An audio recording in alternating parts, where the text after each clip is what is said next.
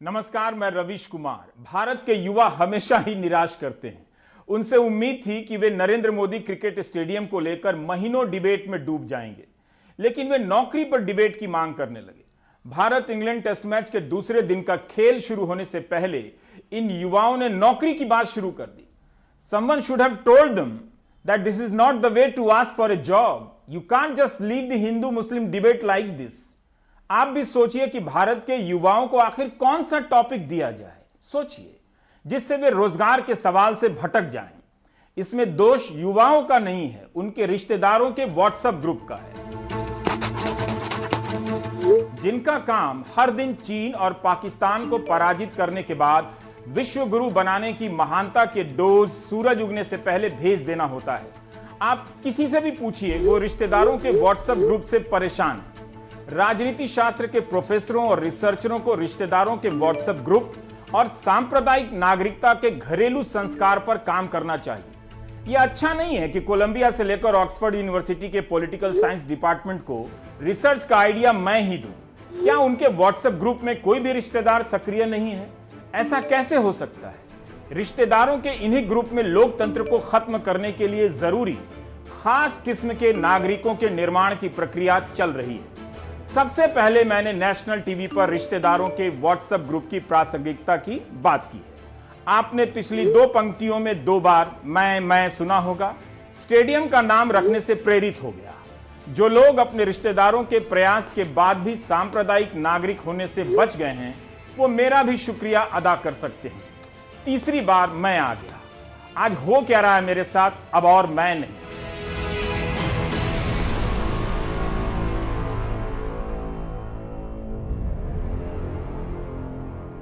खैर, इससे निकलकर उस चराचर जगत की तरफ प्रस्थान करते हैं जहां भारत के लोकल युवा ट्विटर पर रोजगार नाम की छोटी मोटी समस्या को ग्लोबल ट्रेंड करा रहे हैं।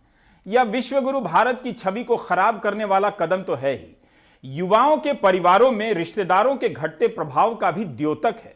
बेरोजगारी का मुद्दा युवाओं के रिश्तेदारों की नाकामी का समानुपाती है।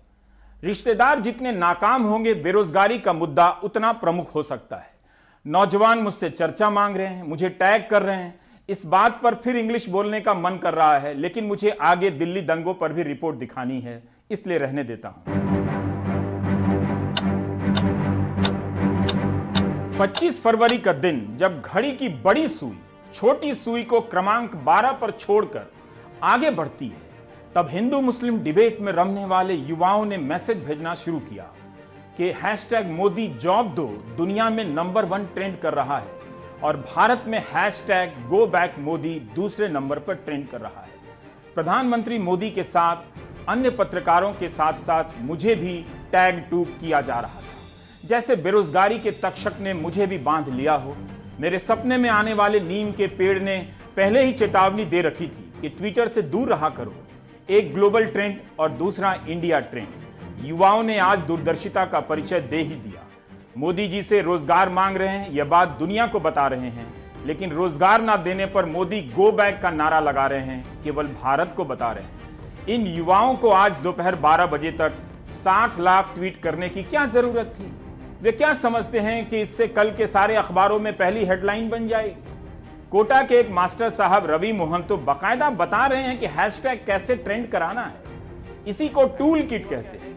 दुआ कीजिए कि इनके घर में ईडी छापे ना डाले और पुलिस फर्जी केस बनाने ना पहुंच जाए। वो ये है हैशटैग आपका कि जहां रोजगार की जगह चेंज करके जॉब किया गया है, तो आप कहोगे हिंदी से अंग्रेजी क्यों हो गया? इसका इंपॉर्टेंस ये है कि एक तो जो हैशटैग ऑलरेडी ट्रेंड हो चुका है, माइट भी वो दोबारा ट्रेंड ना हो। ट्विटर की एल्गोरिथम इस तरह से है शायद। इसलिए ये बेहतर है कि हम एक अल्टरनेट हैशटैग के साथ जाएं जो नया हो और वो आपका ऊपर ट्रेंड करे, पर आपको पुराना हैशटैग भी उसके साथ यूज करना है। तो ऐसा नहीं करना है कि केवल ये यूज करोगे और ये यूज नहीं करोगे, ठीक है? ये इंपॉर्टेंट एक जानकारी है, सभी को ध्यान रखना है। दोनों हैशटैग अपने फोन पे कहीं भी लिख लो, टाइप करके रखो, ताकि कॉपी पेस्ट करो, क्योंकि इसकी स्पेलिंग्स इधर उधर होती रहेंगी और उसमें होता क्या है कि कोई और हैशटैग ट्रेंड कर जाता है। #मोदी रोजगार दो, यह मात्र ट्रेंड नहीं है, यह उस सामूहिक बेचैनी, हताशा और क्रोध की अभिव्यक्ति है, जिसमें सिर्फ केंद्र सरकार की परीक्षाएं या भर्तियां नहीं हैं, बल्कि तमाम राज्यों की भर्ती परीक्षाएं हैं। ओडिशा, बिहार, बंगाल, असम, हरियाणा, दिल्ली, राजस्थान, मध्य प्रदेश, पंजाब, कर्नाटक। तभी तो 60 लाख ट्वीट हो रहा है। Timely exam, timely result, increase vacancy, ये सब भी भारत के भीतर टॉप 10 में ट्रेंड कर रहे थे। मैं शिक्षक भर्ती परीक्षा की तैयारी कर रही हूँ। मैंने सीटेट का एग्ज़ाम क्लियर किया था, पर केवीएस की वैकेंसी पिछले 2 साल से नहीं निकली। लास्ट वैकेंसी 2018 में निकली थी और अभी तीसरा साल शुरू हो चुका है। इसके अलावा मैंने एचटेट का एग्ज़ाम भी क्लियर किया है, परंतु एचटेट में भी हरियाणा में कोई वैकेंसी नहीं निकली एचटेट क्लियर करने के बावजूद। और कुछ समय बाद जब वैकेंसीज निकलेंगी तब हम ओवरहेज हो जाएंगे। तो सरकार हमारी बात क्यों नहीं सुनती है? मैं एक एसएससी सीजीएल एस्पिरेंट हूँ। मैंने सीजीएल 18 भी दिया है, 19 भी दिया है और शायद 2020 भी दूंगी। इसका रीज़न सिर्फ यही है कि इनकी जो डिलेड प्रोसेस है उससे कोई जॉब श्योरिटी नहीं है। पता नहीं क्या रिजल्ट आएगा, क्या नहीं आएगा। ये एग्ज़ाम प्रॉपरली अगर कंडक्ट कराया जाए तो मैक्सिमम 1 साल लगना चाहिए, पर 3 साल, 5 साल, 10 साल, कितना भी टाइम लग सकता है। मैं एसएससी की तैयारी पिछले 2 साल से कर रहा हूँ, लेकिन जिस तरह से लगातार एसएससी की कट ऑफ बढ़ते जा रही है और एग्ज़ाम फेयर तरीके से नहीं हो रहे हैं, वैकेंसी लगातार कम हो रही है, जिससे कहीं ना कहीं एक मेंटल प्रेशर बनता है। फैमिली को ये कहना पड़ता है कि पापा थोड़ी दिन और टाइम दे दो, लेकिन वो एग्ज़ाम उस टाइम में भी नहीं हो पाते हैं, तो उनको और टाइम एक्सटेंड करना पड़ता है। मैंने 2019 में यूपीटेट और सीटेट कंप्लीट किया, मतलब पास किया। अपेयरिंग में कर दिए थे, और जैसे जिस तरीके से अब आपने सीटेट का अब आ जाएगा, रिजल्ट आ जाएगा मार्च में, तो उसमें भी बहुत सारे सीटेट पासर्स होंगे। अब केवीएस का कोई भी वैकेंसी स्टार्ट नहीं है। कोई भी केवीएस के 2-3 साल हो चुके हैं, वहाँ पर कोई भी वैकेंसीज नहीं निकल रही है। अभी जो 2019 में इलेक्शन से पहले का एनटीपीसी और ग्रुप डी जो नोटिफिकेशन आया, उसमें से अभी तक सिर्फ एनटीपीसी का पीटीस हो रहा है, प्रीलिम्स, और वो भी दिसंबर से स्टार्ट है, अभी तक चल रहा है। पता नहीं चल पा रहा है कि कब खत्म होगा और कब उसका रिजल्ट आएगा, फिर कब आगे टियर 2 होगा।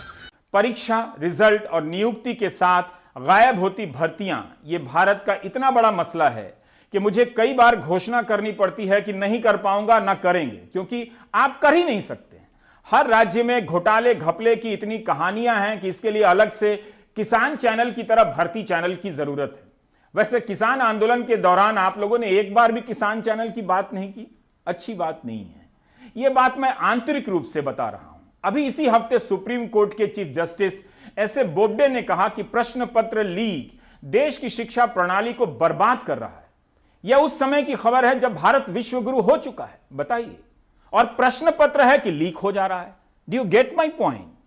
मामला कर्नाटक का था, लेकिन सुप्रीम कोर्ट ने कहा कि मध्य प्रदेश के व्यापम जैसे मामले शिक्षा प्रणाली को खराब कर रहे हैं। चीफ जस्टिस ने तो यह भी कह दिया कि हम जानते हैं कि मध्य प्रदेश में व्यापम मामले में क्या हुआ। यह कोई साधारण वाक्य तो नहीं है। कर्नाटक में 2016 में रसायन शास्त्र के प्रश्न पत्र लीक का मामला सामने आया था, जिसके एक आरोपी को हाईकोर्ट से जमानत मिल गई और सह आरोपी आरोप मुक्त हो गया।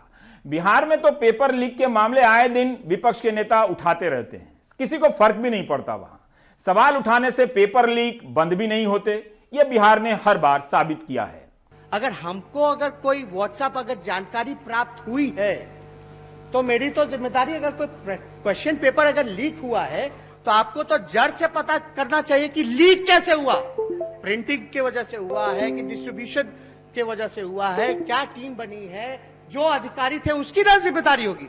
आप उस पर कार्रवाई नहीं करते हैं। आप ऑपोजिशन पे, आप जो है पत्रकारों पर जो है आप डंडा चलाने का काम करते हैं, एफआईआर दर्ज करवाने का काम करते हैं। हमारे व्हाट्सएप पे कोई भी मैसेज कर सकता, आता है, और हमारी तो जिम्मेवारी बनती है कि सरकार के संज्ञान में लाया। हमने सरकार के संज्ञान में लाया। सरकारी नौकरियां कम हो रही हैं, निकलती हैं तो कभी पूरी नहीं होती, एक आध पूरी होंगी, बाकी अधूरी रह जाती। यही पैटर्न आपको सभी राज्यों में दिखेगा। राहुल गांधी ने भी इस मामले में ट्वीट करते हुए कहा कि फेल सरकार, महंगाई की मार, बेरोजगारी की सब हदें पार, #मोदी जॉब दो।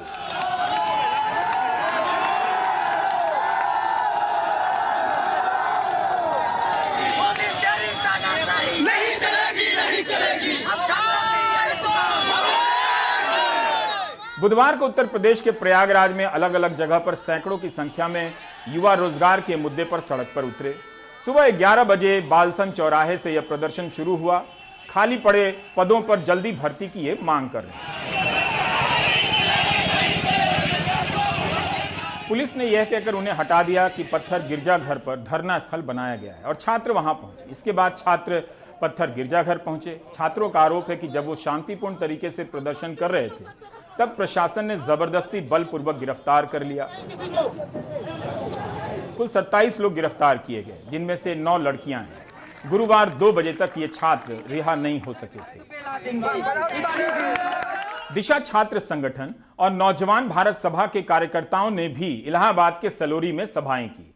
जुलूस निकाला गया जिसमें सैकड़ों युवाओं ने भागीदारी की। रोजगार को मौलिक अधिकार बनाने, निजीकरण को रोकने, सभी खाली पदों को भरने, नए पदों का सृजन करने और नई शिक्षा नीति को रद्द करने जैसी मांगे वहां रखी गई।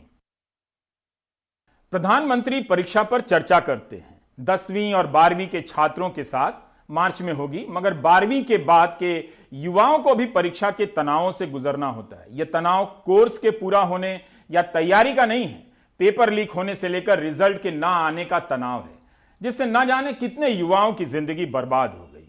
और इस तनाव के लिए युवा जिम्मेदार नहीं है, सिस्टम जिम्मेदार है। बहरहाल परीक्षा के तनाव से ग्रस्त जिन युवाओं ने ट्रेंड का रास्ता चुना है वो इस वीडियो को देख सकते हैं। उनके लिए कोई मनाही नहीं, जिसे शिक्षा मंत्री ने जारी किया है। अभिभावकों के लिए मेरा यही आग्रह होगा कि आपके सपने भी होने चाहिए, अपेक्षाएं भी होनी चाहिए, लेकिन प्रेशर से परिस्थिति बिगड़ जाती है। जब भी आप बच्चे को कभी बहुत बढ़िया मानो खाना बनाया आपने, वो अपने मन से खा रहा है, लेकिन चूंकि आपने अच्छा बनाया है, आपको बहुत पसंद है, फिर बच्चों को कहो खाओ खाओ खाओ तो खड़ा होकर के चला जाता है। होता है कि नहीं होता है? प्रेशर से रिएक्शन आता है। ऐसा न हो, इसका हमने पूरा ध्यान रखना चाहिए। उम्मीद है ट्वीट कराने वाले युवाओं को इस वीडियो से फायदा होगा। 60 लाख ट्वीट के बाद तो केंद्र सरकार को प्रेस कॉन्फ्रेंस कर देनी चाहिए। युवाओं को कुछ बताना चाहिए कि अभी निजीकरण करना है, सरकारी नौकरियों का दौर समाप्त हो गया है। यह सब ठीक से बताने में हर्ज क्या है? सिर्फ आज नहीं ट्रेंड हुआ है, रविवार को भी हुआ और सोमवार को भी हुआ और बीच बीच में होता ही रहा। अब मेरा युवाओं से कुछ प्रश्न है। उन्हें क्यों लगा कि 35 लाख, 40 लाख, 60 लाख ट्वीट करने से रोजगार पर बात होने लगेगी? युवा भी सरकार के साथ साथ खुद से यह सवाल करें कि 93 दिनों से भारत के करोड़ों किसान आंदोलन पर हैं। क्या उनके बीच, युवाओं के बीच किसान आंदोलन को लेकर कोई बात चल रही है? किसान आंदोलन के प्रति युवाओं की राय क्या वही है जो गोदी मीडिया ने बनाई है? ऐसा हो सकता है कि किसानों के आंदोलन के प्रति आप गोदी मीडिया देखकर राय बनाएं और अपने हैशटैग को कवर ना करने पर आप गोदी मीडिया का मजाक भी उड़ाएं। कैसे हो सकता है? अगर गोदी मीडिया हैशटैग आंदोलन को कवर कर देता है तो क्या वो पाक साफ हो जाता है, पत्रकारिता का प्रतिमान बन जाता है? अगर इतनी सीमित और तात्कालिक सोच है, समझ है, तो फिर युवाओं को जलेबी बांटनी चाहिए आपस में कि उनका आंदोलन सफल रहा क्योंकि किसी मंत्री या गोदी मीडिया ने उन्हें किसानों की तरह आतंकवादी नहीं कहा। आंदोलन का मतलब केवल साहस नहीं होता है। आंदोलन के कारणों को लेकर साफ समझ बहुत जरूरी होती है और उस समझ का व्यापक होना और भी जरूरी होता है। यह सवाल इसलिए किया क्योंकि बहुत सारे ट्वीट को पढ़ने के बाद भी यह साफ नहीं हो सका कि ये युवा किसान आंदोलन के बारे में क्या सोचते हैं। ना तो किसानों के प्रति समर्थन दिखा, ना उनके मुद्दों का जिक्र दिखा, ना चिंता। इसका मतलब यह नहीं कि हैशटैग ट्रेंड करा देना बेमानी हो गया। क्या वाकई ट्विटर पर ट्वीट की संख्याओं का कोई खास मतलब होता है? इस सवाल पर क्या हमारे युवा सोचना चाहेंगे? कौन ट्वीट करता है उस पर निर्भर करता है या केवल संख्या से तय हो जाता है? अगर 40 लाख, 60 लाख ट्वीट की संख्या का महत्व होता तो आज तो बहुत बात होती रोजगार पर। एक साल पहले 17 सितंबर 2020 को रोजगार को लेकर 35 लाख ट्वीट करने के दावे किए गए प्रधानमंत्री के जन्मदिन पर। क्या हुआ? अच्छी बात है कि युवाओं ने हार नहीं मानी है और अपनी आवाज उठाने के इस सबसे सुरक्षित माध्यम पर बार बार लौट कर आते हैं।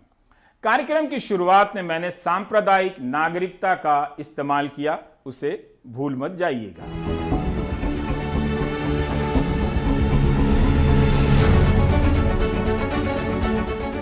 ट्विटर पर ट्रेंड कराने के लिए बनाए गए ये मीम युवाओं की बेचैनी का प्रदर्शन करते हैं, उनकी हताशा भी झलकती है। वे प्रधानमंत्री पर कभी कटाक्ष करते हैं, कभी कभी उनकी सरकार को ललकारते हैं। आईटी सेल ने इन युवाओं को जिस तरह की अभिव्यक्ति दी है उसी शैली में जवाब देने लगे हैं। इससे आप देखेंगे कि कोई अलग असर पैदा नहीं हो रहा है। कई दिनों तक लाखों ट्वीट करने के बाद भी रोजगार का सवाल केवल परीक्षा और नियुक्ति पत्र तक सिमट गया है। मुमकिन है युवा खुद को गैर राजनीतिक दिखाना चाहते हैं, लेकिन रोजगार का सवाल तो राजनीतिक है। इसके लिए सरकार और विपक्ष दोनों पर दबाव बनाना पड़ता है और उनसे रिजल्ट नहीं, रोजगार की नीतियों के बारे में पूछना पड़ता है। तब युवाओं को उन आर्थिक नीतियों को लेकर सवाल करने होंगे जो जीडीपी के आंकड़े तो देते हैं मगर रोजगार के आंकड़े नहीं देते। अपना देखने और कतरा कर निकल जाने की आदत हमारे युवाओं को इस हद तक संकुचित कर चुकी है कि लाखों ट्वीट में आपको उनके ही बीच की एक युवा दिशा रवि और नवदीप कौर को लेकर कोई राय नहीं दिखेगी, जबकि ट्रेंड कराने के लिए इन युवाओं ने भी वही टूल किट बनाए जिसके आरोप में दिशा रवि 7 दिनों तक जेल में बंद रही। अपने समय के राजनीतिक प्रश्नों से कटने की यह सावधानी मां बाप को पसंद आ सकती है, लेकिन इससे हासिल कुछ नहीं होता। अगर सारा प्रयास इस बात को लेकर है कि कहीं छप जाए, दिख जाए, तो फिर उन्हें इसका मूल्यांकन करना चाहिए कि जहां छपना है या जहां दिखना है उस प्रेस की क्या हालत है। उसकी विश्वसनीयता भारत और दुनिया में कहीं नहीं है। क्या युवाओं से आर्थिक नीतियों के आर पार देख लेने की उम्मीद करनी चाहिए? क्या उसके बगैर रोजगार का प्रश्न इस राजनीति में स्थापित होगा? प्रधानमंत्री ने लोकसभा में निजीकरण और सरकारी नौकरी को लेकर जो बातें कही उस पर भी ट्रेंड के दौरान कोई गंभीर प्रतिक्रिया नहीं दिखी, जबकि पकौड़ा तलने से लेकर आईएएस भी हवाई जहाज उड़ाएगा वाली बात सबके सामने कही गई, छिपाकर नहीं। उम्मीद है इस बयान से प्रभावित मां बाप और रिश्तेदार व्हाट्सएप ग्रुप में बच्चों को समझाएंगे कि आईएएस की तैयारी छोड़ दो। वेल्थ क्रिएटर भी देश को जरूरी होते हैं, तभी तो वेल्थ बांटेंगे। गरीब तक वेल्थ बांटेंगे कहां से? रोजगार देंगे कैसे? और सब कुछ बाबू ही करेंगे। आईएएस बन गया मतलब वो फर्टिलाइजर का कारखाना भी चलाएगा, आईएएस हो गया तो वो केमिकल का कारखाना भी चलाएगा, आईएएस हो गया वो हवाई जहाज भी चलाएगा। ये कौन सी बड़ी ताकत बना के रख दी है हमने? बाबुओं के हाथ में देश दे करके हम क्या करने वाले हैं? हमारे बाबू भी तो देश के हैं, तो देश का नौजवान भी तो देश का है। हम हमारे देश के नौजवानों को जितना ज्यादा अवसर देंगे, मुझे लगता है उसको उतना ही लाभ होने वाला है। सरकारी नौकरी का सपना देखना कोई खराब सपना नहीं है। प्राइवेट सेक्टर अगर नौकरी दे पा रहा होता तो युवा सरकारी नौकरी की तरफ कम देखते। महामारी के दौरान करोड़ों लोग प्राइवेट सेक्टर से ही बेरोजगार हुए। नौकरी और सैलरी की शर्तें खराब हो चुकी हैं। व्हाट्सएप यूनिवर्सिटी में रिश्तेदारों के ग्रुप बच्चों को डांट रहे हैं कि प्राइवेट सेक्टर रोजगार देता है, निजीकरण जरूरी है। किस वेल्थ क्रिएटर ने कितना रोजगार दिया, कोई आंकड़ा नहीं है।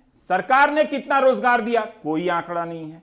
किस तरह का रोजगार दिया, इसका भी आंकड़ा नहीं है।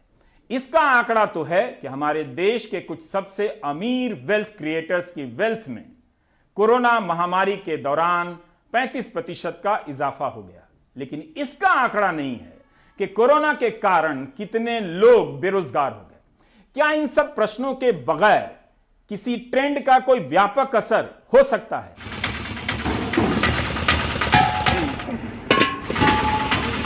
इस बीच गैस का सिलेंडर फिर 25 रुपए महंगा हो चुका है। अकेले फरवरी में करीब 100 रुपए महंगा हुआ है। देश की राजनीति बंगाल में जाकर जय बांग्ला बनाम जय श्री राम में सिमट चुकी है। महंगाई से त्रस्त इस देश की यह हालत हो चुकी है कि चुनाव आता नहीं कि महापुरुषों के नारे और नाम लिए जाने को लेकर मुद्दे तय होने लगते हैं। राजनीति को इस लेवल पर कौन लाया, अब सवाल खत्म हो चुका है, लेकिन इस लेवल पर कौन बार बार लाया जा रहा है यह भी दिखाई नहीं दे रहा है। जनता की जेब खाली हो रही है, उसकी कमाई कम हो रही है। कांग्रेस सिलेंडर पर बैठकर प्रेस कॉन्फ्रेंस कर रही है। नागरिक जीवन के तनाव सिर्फ दाम और नौकरी के नहीं हैं, दंगों के भी हैं और बिना सबूत के फंसाए जाने के भी हैं। करीब 11 महीने तक बिना सबूत के जेल में बंद कर दिए गए उन गरीब लोगों पर क्या गुजरी होगी। गोली मारने के नारे लगाने वाले से पूछताछ तक नहीं हुई, लेकिन 3 गरीब बिना सबूत के दंगों के आरोप में उठाकर जेल में बंद कर दिए गए 11 महीने के लिए। जुनैद, इरशाद, चांद मोहम्मद के लिए भारत के युवा 60 लाख ट्वीट नहीं करेंगे, ये मैं जानता हूं, और युवाओं को भी पता है कि ये मैं जानता हूं। दिल्ली हाई कोर्ट ने इन्हें 19 फरवरी को जमानत दी। प्रक्रियाएं इतनी जटिल हैं कि बाहर आते आते 19 से 24 फरवरी हो गया। जिस इमारत पर होने के आरोप में चांद मोहम्मद, जुनैद और इरशाद को गिरफ्तार किया गया, तीनों उस इमारत पर थे ही नहीं। उमर खालिद भी तो दिल्ली से बाहर थे, जेल में है साजिश रचने के आरोप में। परिमल कुमार की ये रिपोर्ट आप देख सकते हैं। बेकसूर सजा भुगती है मेरे बच्चे ने भी और हमने भी। कहाँ जाएं बताओ। वकील साहब के पास जा रहे हैं, बार बार जा रहे हैं, कह रहे हैं हाँ छूट जाएगा, तसल्ली देते थे। वकील साहब बहुत अच्छे थे, उन्होंने हमारी मदद करी छुटाने में। जुनैद को जेल से घर वापस आने में 10 महीने 22 दिनों का वक्त लग गया। दिल्ली दंगों में एक शख्स की मौत के आरोप में पिछले साल 2 अप्रैल से ये जेल में था। जमानत 19 फरवरी को हुई, पर आदेश की कॉपी जेल तक आते आते और 5 दिन गुजर गए। बुधवार देर रात रिहाई मुमकिन हो पाई। तो मैंने एक पल ऐसा गुजारा, बस पूछो मत। रोटी भी नहीं खाई जा रही थी, 2-3 महीने हो गए थे। नहीं भूख लगती थी, नहीं प्यास। घर की टेंशन रह रही, घर पर कैसा हो रहा है, कैसे कर रही हैं, क्या नहीं कर रही। किराए का मकान है, 11 महीने हो गए थे जेल में रहते रहते। बेलों ऐसे डर लगा था अब और मुकदमे न दिए जाएँ, न जाए। किसी पे 25 मुकदमे, किसी पे 12, किसी पे 9 ऐसे मुकदमे लगे रहे हैं दंगों के। डर लगता रह कर आप क्या होएगा, अब क्या होएगा, निकलेंगे नहीं निकलेंगे। जो जमानत हुई है 19 को हुई है जी। आप निकले हैं 24 की देर रात में जी। इस वक्त में जब वक्त बीता होगा तो वो कैसे बीता होगा? वो बहुत कठिन बीता है। क्या नाम है, डर लगता था, क्या नाम है, कोई और मुकदमे न दिए जाएं। हम जिस जगह मौजूद हैं वहाँ पे एक तरफ मोहन नर्सिंग होम है जहाँ से गोली चलती है, दूसरी तरफ सप्तऋषि बिल्डिंग है जहाँ पे एक शख्स शाहिद गोली से घायल होता है, बाद में उसकी मौत हो जाती है। इस आरोप में पुलिस ने 6 लोगों को गिरफ्तार किया, 3 को जमानत मिल गई।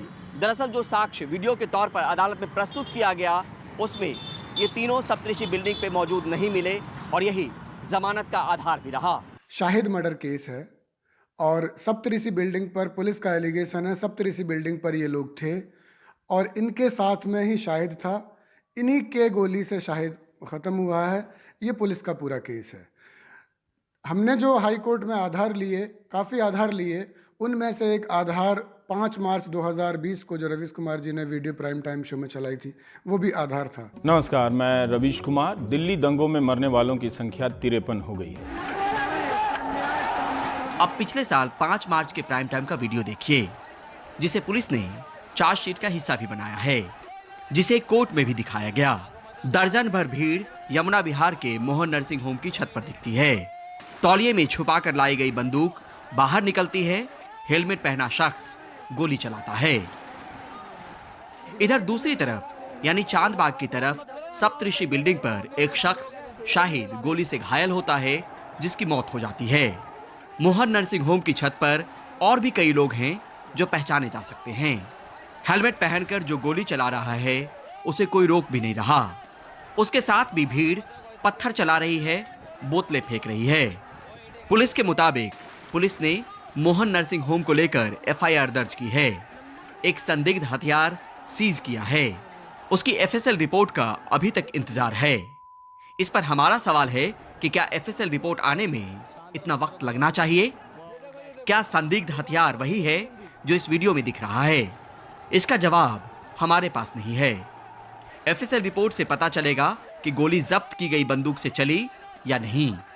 इस वीडियो में मोहन नर्सिंग होम पर खड़े लोग साफ साफ पहचाने जा सकते हैं, मगर इनकी गिरफ्तारी नहीं हुई है। क्या पुलिस ने इनके स्टिल तस्वीरों को लेकर पोस्टर जारी किए हैं? इसका जवाब भी हमारे पास नहीं है। मोहन नर्सिंग होम के सामने की छत पर ही शाहिद को गोली लगती है। उसकी मौत के आरोप में 6 लोग गिरफ्तार होते हैं। जब इस वीडियो को अदालत में दिखाया गया तो सप्तऋषि बिल्डिंग पर जुनैद, इरशाद और चांद मोहम्मद उस वीडियो में नहीं दिखते। पर सवाल है कि इसी प्राइम टाइम में कुछ चेहरे साफ भी हैं। इन स्टिल फोटो को देखिए। पर अफसोस, पुलिस ने मोहन नर्सिंग होम को लेकर एफआईआर तो दर्ज की, पर गिरफ्तारी किसी की नहीं। कोर्ट ने कहा कि पुलिस अब तक मुख्य हमलावर, जिसकी गोली से शाहिद की मौत हुई, उसे गिरफ्तार नहीं कर सकी है। साथ ही यह भी कहा कि याचिकाकर्ताओं से हथियार की किसी भी तरह की कोई बरामदगी नहीं हुई है। जस्टिस कैत ने एनडीटीवी के वीडियो के बारे में कहा है कि जैसा कि याचिकाकर्ता की ओर से पेश वकील ने प्रस्तुत किया है कि पुलिस द्वारा भरोसा किए गए वीडियो में ही ठीक 10 मिनट वीडियो चलाने के बाद यह दिखता है कि एनडीटीवी के prime time anchor Ravish Kumar ने कहा कि मोहन नर्सिंग होम अस्पताल में एक व्यक्ति राइफल निकाल रहा है और हेलमेट पहना हुआ है। एक अन्य व्यक्ति है जो हथियार को रुमाल के साथ कवर कर रहा है और बाद में उन्हें वीडियो में भी देखा जा सकता है। लेकिन जांच एजेंसी ने इमारत के एक ही तरफ ध्यान केंद्रित किया है, ऐसा प्रतीत होता है। हालांकि अभियोजन पक्ष ने स्वीकार किया कि दोनों पक्षों के उपद्रवी एक दूसरे पर पथराव कर रहे थे और गोलीबारी कर रहे थे।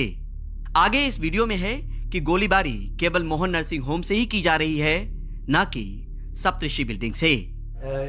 पर वो गिरफ्तार हो गए जो शामिल नहीं थे।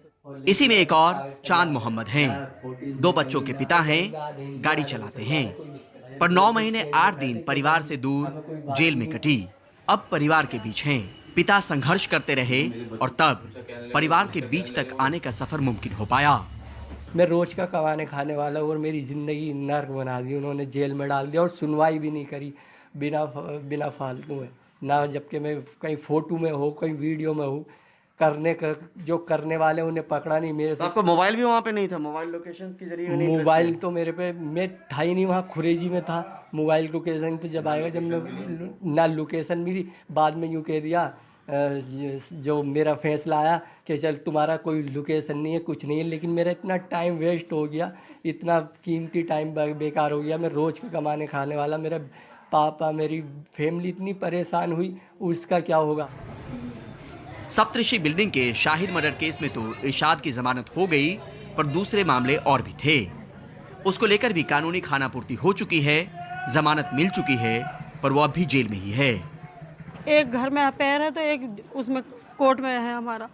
हमने टाइम काटा। मेरे बच्चे बेकसूर है, काम पैसा बचता बचाता आ रहा वहाँ से, और घर पैसे लेके गई। वो तो वैसे भी भीड़ भाड़ में जाने लायक भी ना, उसकी तो टांग में फ्रैक्चर हुआ हुआ है। आप कम से कम वापस आ रहे हैं तो अब तकलीफ कुछ कम हो जाएगी। बहुत तकलीफ कम हुई है अब तक, मुझसे और ज़्यादा कहना जाएगा। दंगे का दर्द अब भी बरकरार है, न जाने कितने ही घर झुलसे, पर निशान अब भी बाकी है। कई परिवार ऐसे हैं जो अब तक अदालतों के चक्कर काट रहे हैं क्योंकि उनके अपने सलाखों के पीछे चले गए।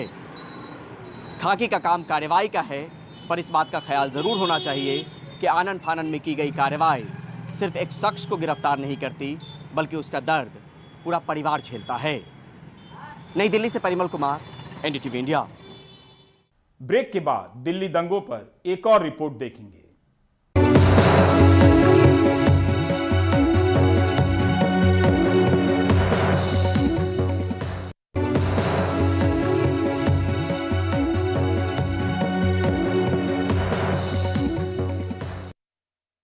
दिल्ली दंगों में 53 लोग मारे गए, 600 से ज्यादा घायल हुए। पुलिस कहती है 1800 से अधिक दंगाई गिरफ्तार हुए। इसमें से 3 तो अभी जमानत पर इसलिए छोड़े गए कि उनके खिलाफ कोई सबूत नहीं था। आपने परिमल की रिपोर्ट में देखा ही। इन दंगों में घायल हुए लोगों में लगभग दर्जन लोग ऐसे हैं जो विकलांग हो चुके हैं। कुछ तो ऐसे हैं जो अब भी बिस्तर पर हैं, जो कभी वापस खड़े नहीं हो पाएंगे। हमारे सहयोगी सौरभ शुक्ला की यह रिपोर्ट देखिए। 16 साल के समीर खान अब कभी चल फिर नहीं पाएंगे। पूरी जिंदगी बिस्तर पर ही गुजरेगी। दिल्ली दंगों में इनकी रीढ़ की हड्डी में गोली लगी थी, जिसके बाद से ये पैरालाइज्ड हो चुके हैं। 9वीं क्लास में पढ़ते थे, लेकिन अब पढ़ाई छूट गई।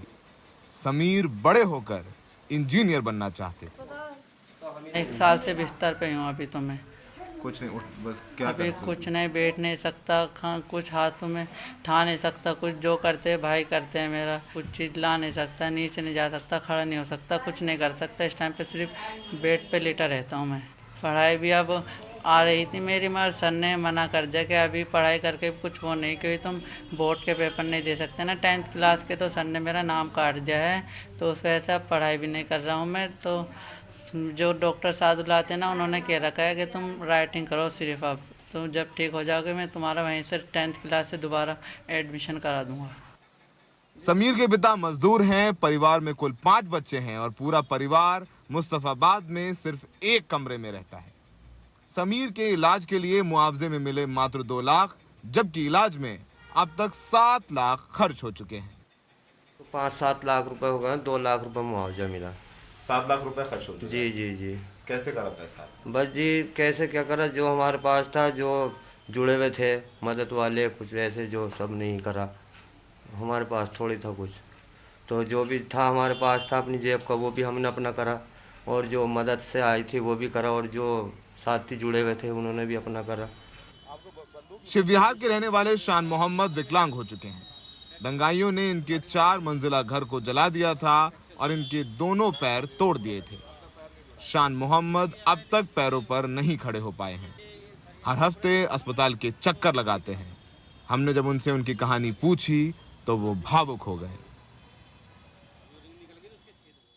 अब 1 साल हो गई है, बिल्कुल खाली है 1 साल से। काम नहीं कर पा रहे? कुछ भी नहीं काम कर पा रहा हूँ, खड़ा ही नहीं हो पा रहा हूँ मैं ढंग से। खड़े नहीं हो पाते? खड़े ही नहीं हो पा रहा हूँ, तो काम क्या करूँगा। एक लड़की है मेरी 2.5 साल की, कुछ समझ में नहीं आ रहा क्या आगे होगा क्या नहीं होगा। जिंदगी में कुछ दिखाई नहीं दे रहा आगे का। जब कारोबारी नहीं है तो आगे का क्या दिखाई देगा। 23 साल के अकरम की कहानी भी ऐसी ही है। दंगाइयों ने इनके दोनों हाथ बम से उड़ा दिए थे मोहन नर्सिंग होम के सामने। अकरम कहते हैं कि वो बस एक चलती फिरती लाश हैं। अपने हाथ से एक गिलास पानी भी नहीं ले सकते। मेरे हाथ दोनों बिल्कुल काट दिए, जिससे कि अब मैं कुछ कर सकूं, मैं बिल्कुल बेकार हो गया। ज़िंदगी एकदम मेरी समझ लीजिए बोझ समझ लो, जैसे कि अब मैं कुछ नहीं कर सकता, क्योंकि अब देखिए बिल्कुल मैं हाथ से बेकार हूं। अब मैं चलती फिरती एक लाश समझ लीजिए, क्योंकि अब मैं कर नहीं सकता, बस चल सकता हूं खाली, बस ये। पर ये है कि मैं कुछ कर नहीं सकता। खाने वाने में देखिए सर, मैं पानी भी नहीं पी सकता अपने एक हाथ से भी पकड़ के भी, जो पकड़ सकूँ कोई चीज़ में। दंगों के चोट के निशान इतने गहरे हैं कि 35 साल के सोमदत्त ने दिल्ली को ही अलविदा कह दिया है। उन पर दंगाइयों ने शिव विहार में चाकुओं से हमला किया था।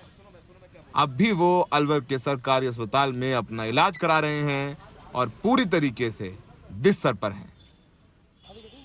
2 लाख के मुआवजे में इलाज कराना और पूरी जिंदगी बिता देना नामुमकिन है। ऊपर से इनमें से ज्यादातर गरीब मजदूर हैं।